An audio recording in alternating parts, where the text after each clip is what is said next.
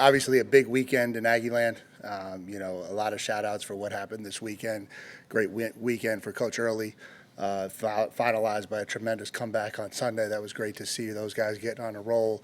Obviously, Trish Ford and what the softball team did this weekend. Congratulations on them being #1 in the country now. And then Coach Weaver's girls winning their 4th straight SEC title in the tennis program. And so still ask why you guys are here during spring talking to me and not talking to some of the more successful programs. But, we're obviously 2 scrimmages in now, kind of into the final part of spring ball, going into the spring game Saturday, which will be a great day and a great environment. Hopefully we've got some great weather. And we have not released the teams yet, is that right? Not yet. We should get those out to you guys a little bit later today. We drafted teams last night, which apparently Tori commented on already.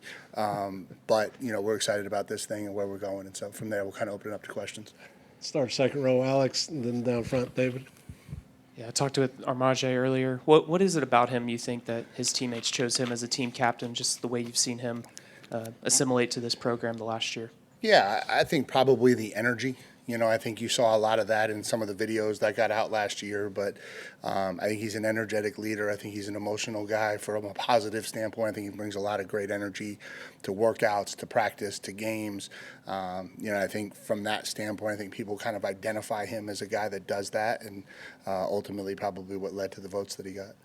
And spring transfer window open today. Just how active do you anticipate you guys being? And are there any positions particularly that you think you guys need to hit? No, I think like everything, I think you're always evaluating kind of where you are. I think the biggest thing is value. I think adding to add is never a good sign. I think if you're just out there adding, it probably means you got a lot of concerns about your roster. So I don't feel like we're in that position. I don't think we'll just add to add. But I do think, in this day and age, you have to be constantly on the look and on the move, trying to find where value can improve your program. And we'll certainly do that across the board. Down front right, David, and then Olin.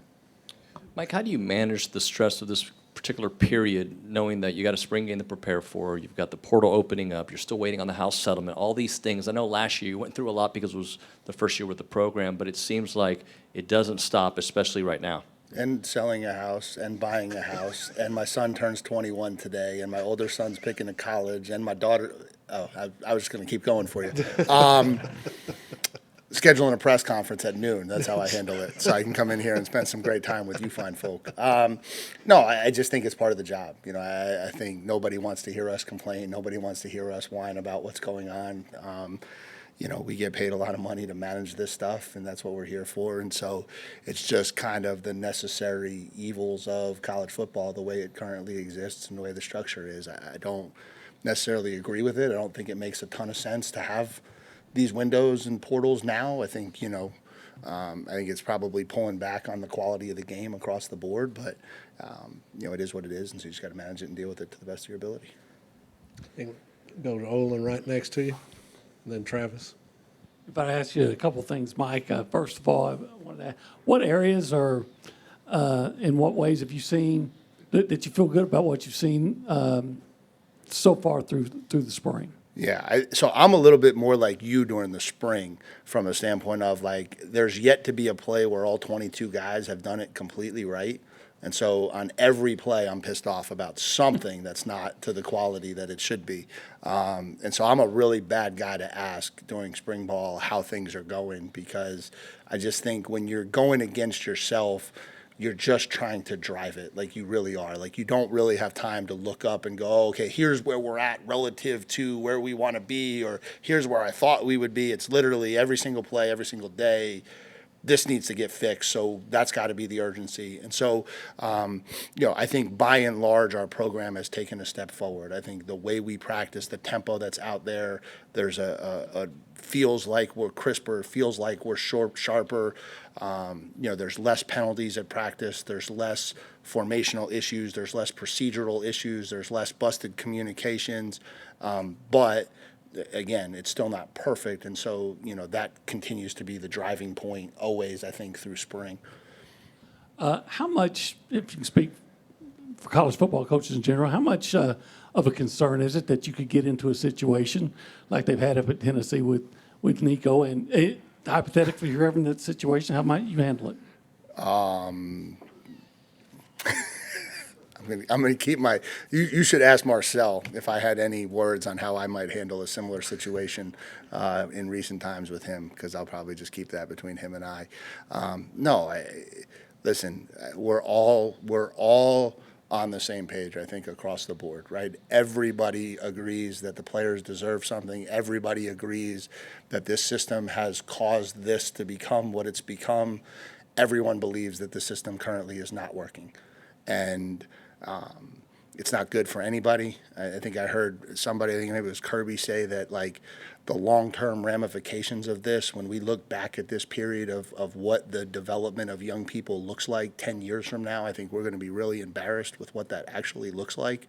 But again, it is what it is, and so nobody really cares what we think. Second row on the left, Travis, and then Carter. Yeah, with the house settlement getting pushed back a little bit or getting delayed with the approval, did that change how this whole portal window kind of looked and operated and how y'all had to approach it? No, I think there's so many different. I'm just trying to figure out how to not get myself in trouble here. I think there's so many different ways that this thing can be interpreted and viewed and looked at. That, honesty probably isn't at a premium right now. And so I think that you're just dealing with that. Like, you're dealing with a world where nobody really knows the rules.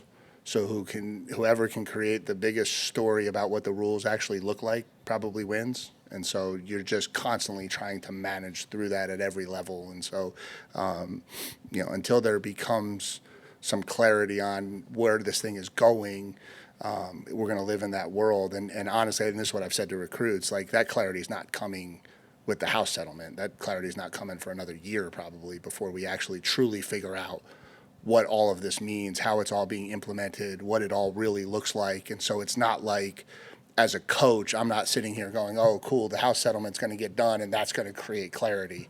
It's the house settlement's going to start the process of creating clarity, and that's still probably months and months away from actually becoming a reality. And if I'm not mistaken, do y'all play normal rules in spring game? Yeah. Why is that important to you? I just think it's important for the kids. I think, if I was a player and I went through, 13 practices banging head to head against each other, it would be really cool to go out there in Kyle Field in front of fans and play a game. And that's the reward to me that we give the players is, we allow them to draft the teams. We don't put a lot of restrictions on how they draft them.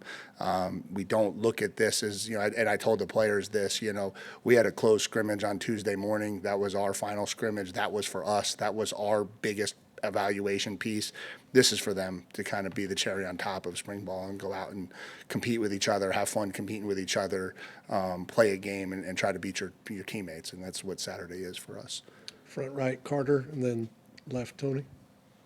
Mike, when you're a quarterback and you can't get hit in a spring game and you're a guy who can run like Marcel and you probably can't simulate running, just what out of him would you like to see maybe as a passer, and what has he shown you as far as the steps he's made this spring? Yeah, I think, the challenge for Marcel is he wants to take the next step as a passer, and we want him to take that next step because I think that's what we need to do offensively to get ultimately where we want to go and what we want to be.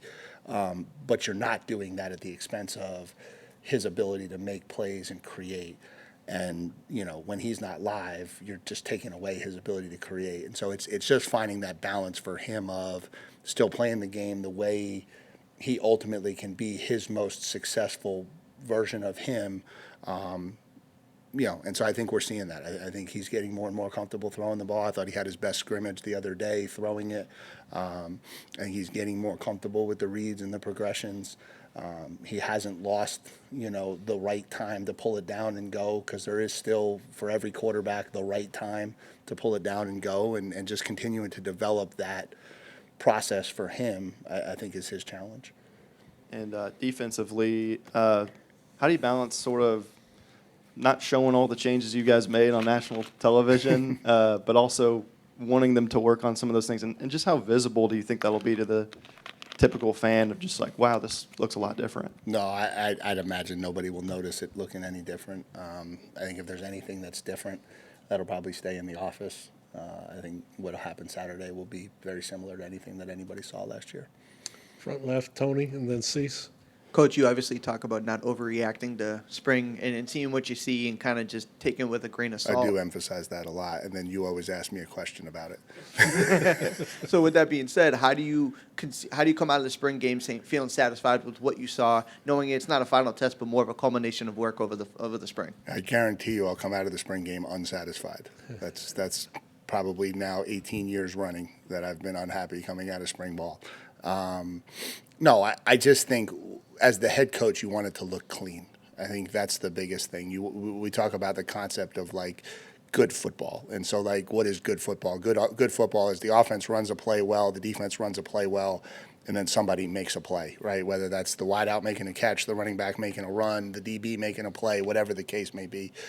What you don't want to go out there and see is, a lot of big plays because of busted coverages, a lot of interceptions because the quarterback's making the wrong read or the wideout ran the wrong route or, and I think that's where we have shown tremendous improvement. I think we've taken really big steps in playing clean football on both sides of the ball. And so that's what you hope to see on Saturday. That's what you'll take away from it. Front left, Cease. So since the transfer portal has become so important, and you mentioned maybe the spring would not be an ideal date, when would be maybe a good window to have the portal? Yeah, I mean, it certainly seems like the free agency model that the professional organizations use seems to work really well for them, right? You play a season, the season ends, you have a window, you put together a roster, and then you start the next season. We seem to be the only group that doesn't work like that, right? We start the free agency in the middle of the season. We then put the roster together. We then have another opportunity to have free agency just because, and then we try to see where that takes us, right? And so it just doesn't seem like it aligns with anyone else and anywhere. Anything else? All right, Coach. Thanks for your time. Yep. Thank you, guys.